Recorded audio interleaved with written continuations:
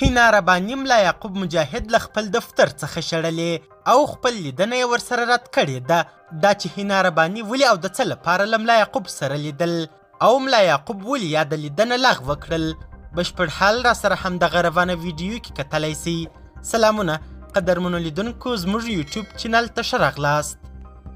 سرچینې وایي ملا یعقوب له هینا رباني سره لیدنه رد کړې ده. خبري رسنیو د خپلو سرچینو له قوله خبر ورکړی چې د طالبانو د حاکمې ادارې د دفاع وزیر ملا یعقوب مجاهد په بهرنیو چارو کې د پاکستان د دولت وزیر هینا رباني کهر سره د لیدنې غوښتنه رد کړې ده. د سرچینو د معلوماتو له مخې هینا رباني کهر غوښتل چې له ملا یعقوب سره د دواړو هیوادونو ترمنځ د امنیتي مسایلو په اړه پر ځینو مسایلو وغږیږي. رسمي سرچینو دغه خبر تایید یا رد کړی نه دی. د طالبانو له بیا واکمنېدو سره له پیله تر اوسه ملا یعقوب او ځینو نورو محدودو چارواکو د پاکستان سفیر او نورو چارواکو سره نه دي لیدلي.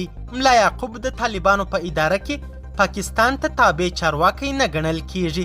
د ځینو په باور پاکستان هم نوموړي او پلویانو ته یې ښه نظر نه لري او د منزوي کولو هڅه یې کوي.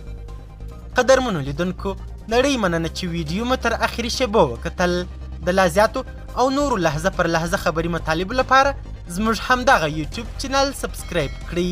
تر بیا او بلې ویډیو ښه وخت ښې چارې، د الله په امان.